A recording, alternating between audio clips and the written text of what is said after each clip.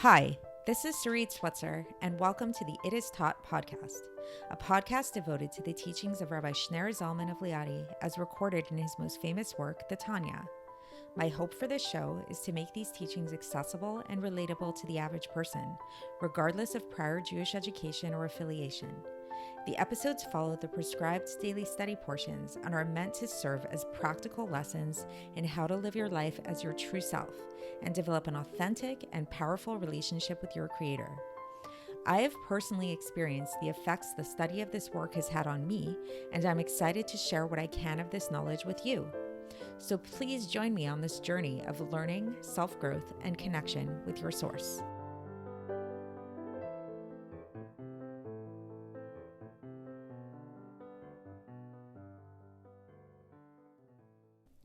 Hi, and welcome to the It Is Taught podcast. This is episode 508 for the 23rd of Nissan in a regular year. Today, we're going to have a little special episode where I'm going to give you a little bit of an insight into another aspect of my life, which many of you who know me personally know is a big part of my life, namely my yoga practice. And specifically when it comes to yoga practice, a big component of this practice is the breathing, is the breath.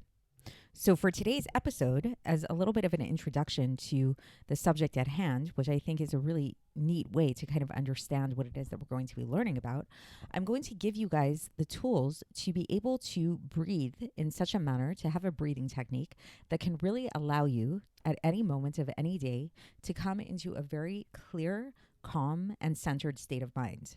So this probably isn't something you thought you were signing up for in listening to a podcast about Tanya, but it's nice to have a little side benefit, right? So, so here we go. So the interesting thing about breathing techniques, there's many, many different types of breathing techniques in yoga, but the most basic of all breathing techniques is actually extremely simple.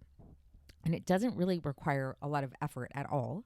Actually, the only effort that it actually requires is becoming aware, becoming attuned to your breath. So it's not about controlling your breath in any way. It's not about directing your breath in any way, doing any kind of like really long like breath holds or things like that. There are techniques that involve that, but that's getting more advanced and complicated. But on a basic level, to really come into a very deep state of rest and relaxation and attunement and de-stressing is really just taking a moment to become attuned to your breath. So I want you guys, we'll do this together.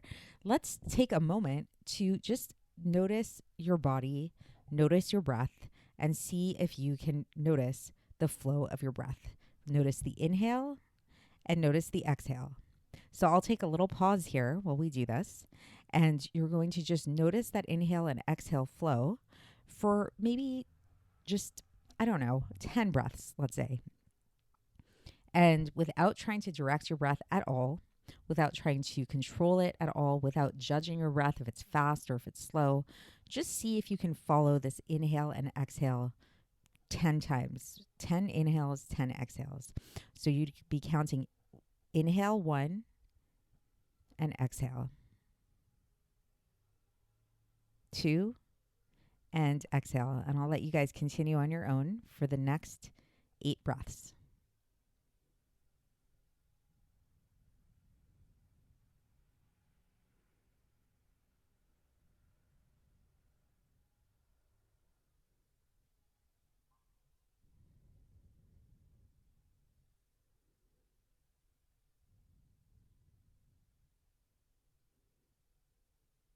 So I kind of breathed a little faster than I usually do there. Maybe you didn't get through all 10 of those breaths. Maybe you got through more. Not sure. I tried to kind of attune it to the average here. But just take a moment and notice how maybe you feel a little bit more relaxed now. Notice how that exercise was for you, that feeling of attuning yourself to the inhale and exhale. So why are we talking about this? What does this have to do with Tanya? Well, aside from the fact that maybe now you have a clearer mind and are a little bit more centered in being able to focus on what it is that we're going to be learning about, I think it's really interesting to notice that in addition to the breath having this like back and forth, this inhale and exhale, this ebb and flow, there are lots of other things in life that have this. Your pulse, for example, if you've ever taken your pulse, there's that da-dump sound. It's the up and down and up and down. your heartbeat. If you ever got your heartbeat taken at the doctor, or you ever heard or felt your own heartbeat or someone else's heartbeat, there's something very meditative and calming about this, about really resonating with this. They find actually in partners, in romantic partners in particular, that they often will start to resonate with each other's breath and heartbeat. Their heartbeats start to align. Also, there's different studies that show that when two people are in experiments, you show them the same movie or the same series of images or something like that, the same stimuli, their heartbeats begin to attune to one another. So there's this idea of attuning to different heartbeats, attuning to different breaths. There's this rhythm kind of life. And I think that what all of this can really point to, and what all of this really does point to, is that there really is this grand cosmic rhythm of life on a very small scale inside of our own bodies, but as we'll learn today, on a much greater scale in the bigger universe at large. So in Kabbalistic literature and Hasidic literature, there's actually terminology for this ebb and flow, this rhythm of back and forth kind of motion. In Kabbalah and Chassidus, we call it ratzo v'shov, coming and going. And it's actually often likened to the heartbeat, to the breath, to these kind of things. And it really is this energy, like to understand it in a more spiritual kind of way, of God's energy kind of going upwards and his energy coming back down. And as we'll learn today, throughout the day, this energy is manifest in different ways depending on the time of day. So there's other that have actually tapped into this as well. Like I know in Eastern philosophies, and whether it's in China or in India, in like those medicinal kind of like philosophies and traditions, there's also an idea of like how every part of the day, whether it's nighttime, whether it's morning or evening or whatever, has a different energy to it. We know physiologically that our body temperature shifts depending on the time of day that we're in. Our energy levels, our hormones, our neurochemicals change as we go through the day, which is why jet lag can be so discombobulating to the system, because your body is like, what energy am I supposed to be tapping into now? What time is it? What day is it? Where am I? That kind of thing. So today we're going to be learning about how these spiritual energies exist.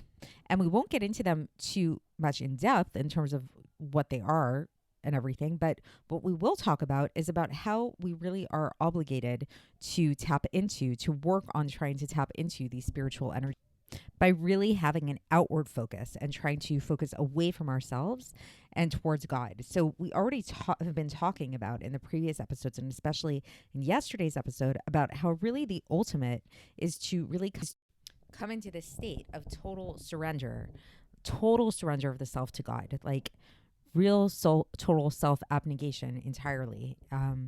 And so so what we'll learn today is that the way to do this really in a very practical way is to really start to cultivate a meditative sense, like really meditate at key times throughout the day on this idea, on trying to bring ourselves into this resonance with the ultimate rhythm of life, this pulse, this greater pulse of life.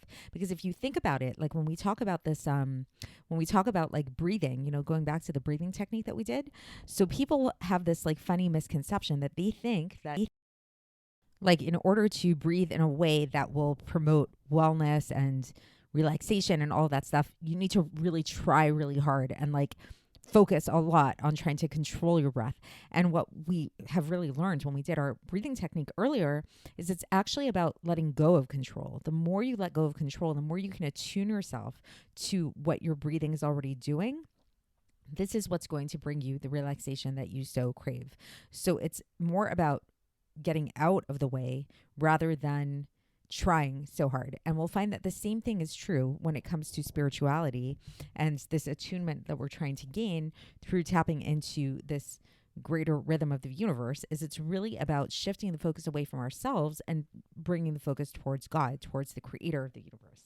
So let's get into the text and see how the Alter Rebbe explains all of this.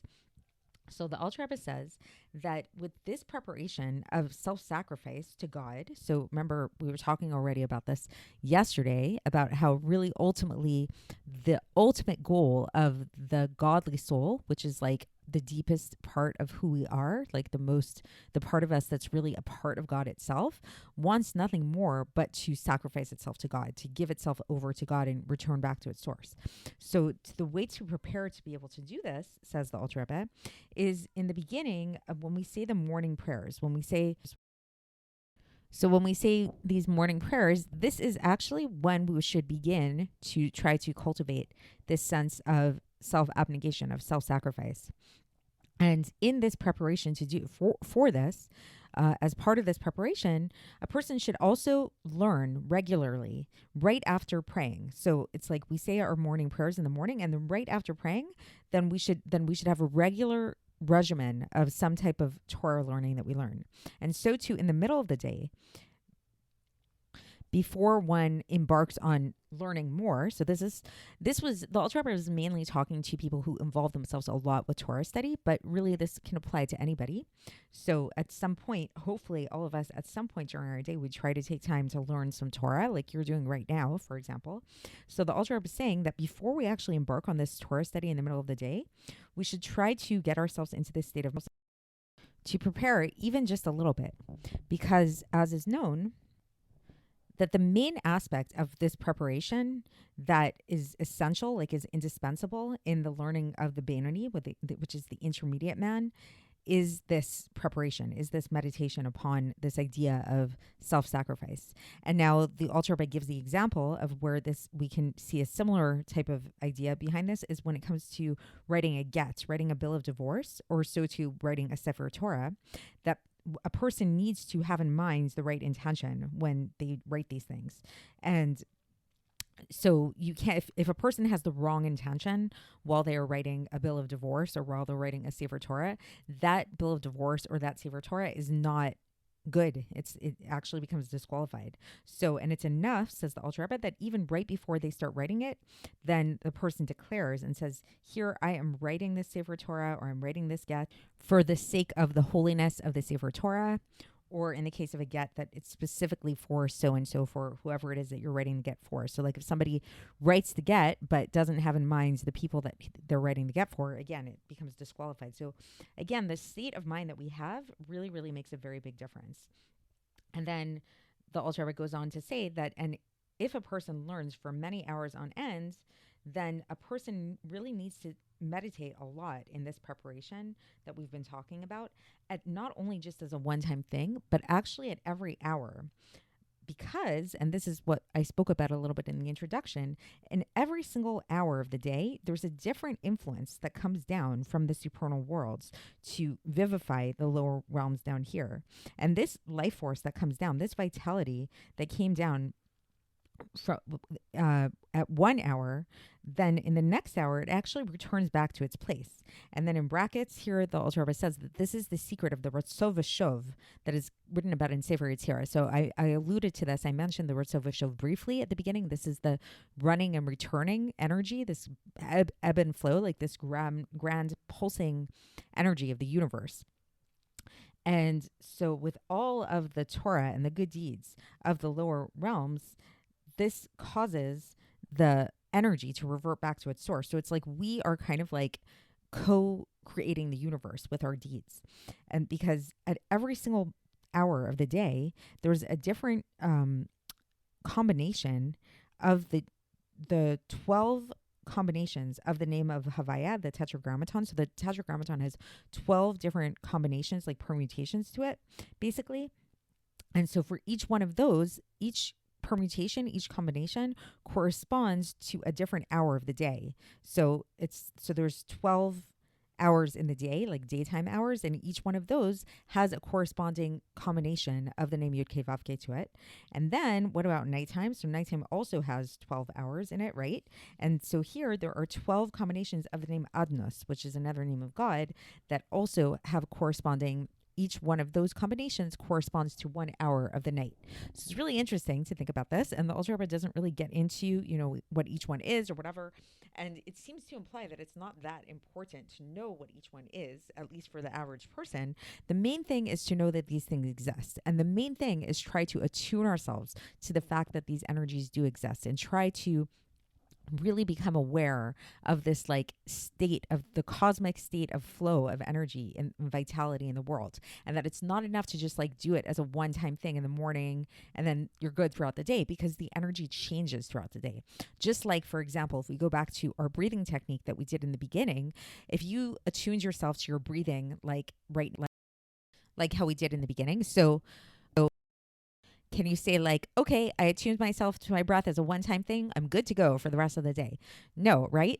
Every so often, you really, if, eventually it becomes habit, and eventually people who practice a lot of yoga or do a lot of breathing techniques, you do start to notice your breath throughout the day in a more regular kind of way, in a more habitual kind of way. But as we're still practicing, and even when you do become more adept at it, it's something that needs to be constant. It's something that you need to constantly check in with yourself. How's my breathing doing? What am I breathing right now? So same thing with the breathing, the rhythm of the universe. This is something that needs to be continuous throughout the day. It's not like a once and done kind of thing.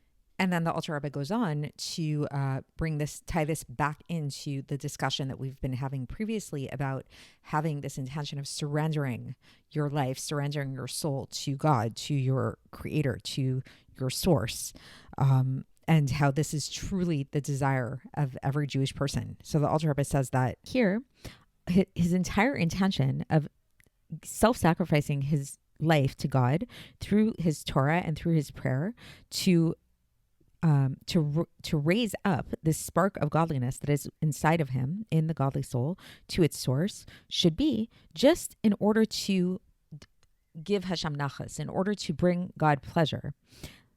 Like, for example, when we talk about the joy of a king, when his son comes to him, when his only son comes to him out of captivity. So let's say you had a prince who is in captivity, and then the prince comes back and comes out of jail and goes back to the father.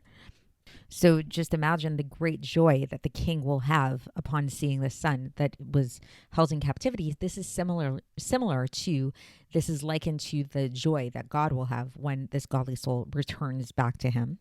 And now the Alter Rebbe says that this intention is true truth. It's totally authentic, completely, in every single Jewish person at any moment and any time, since they have this innate natural love, since we all have this innate natural love that was given to us as an inheritance from our forefathers. However, the Alter Rebbe concludes here, and he says, we still do need to set aside specific times to meditate upon the greatness of God, to try to understand to the best of our ability and cultivate this fear and love of God in an intellectual way. And perhaps through this meditation and contemplation, we will come to this deeper sense of God that's not just like this innate love and fear of God, but we'll come to this higher level of God that it stems from intellectual pursuits, but then does result in a more passionate type of love of God, as we already talked about previously in previous episodes. So that is it for today. And so we've concluded chapter 41. And so just in conclusion, just to bring it back to what we were talking about, the undiscovered self, the selfless self. So Carl Jung really focuses more on the negative aspects of the self, at least in that book. I'm not an expert in Carl Jung at this point, but the Alter Rebbe is telling us that we should really focus in on the positive aspects of ourself, at least at this moment, in terms of trying to develop this selfless relationship with God and trying to have our service be one that is really selfless, to the point that it's not only about having our godly soul expire within God because it feels good for the godly soul to do this, but to be truly selfless in the sense that we're doing it for God's sake because we know how much joy it brings to the King. And this is something that we all innately have, and it's just about really awakening it within ourselves and becoming aware of it. And not only that, but we shouldn't just suffice with this innate love, but we should also try to cultivate a more intellectual and meditative type of love and use our minds to the best of our ability to try to understand God so we can deepen in our relationship with him. And this will be elaborated upon further. So that's it for today, and we will continue tomorrow when we begin chapter 42. I'll speak to you then. Thanks for listening to the It Is Taught podcast, hosted by Sarit Switzer. This podcast is dedicated in loving memory of my maternal grandfather, Avraham Yitzchak ben Binyamin HaKohen of blessed memory. Music by Shoshana. If you enjoyed this episode and would like to support the show, please share it with others and subscribe on YouTube, Apple iTunes, Spotify, or wherever you listen to podcasts. And make sure to leave us a 5-star review. To find out more about the It Is Taught project, including more information on my soon-to-be published book, please visit our website, itistaught.com. To catch the latest from me, follow me on Facebook, Instagram, and Twitter. Looking forward to speaking with you tomorrow, and until then, have a great day.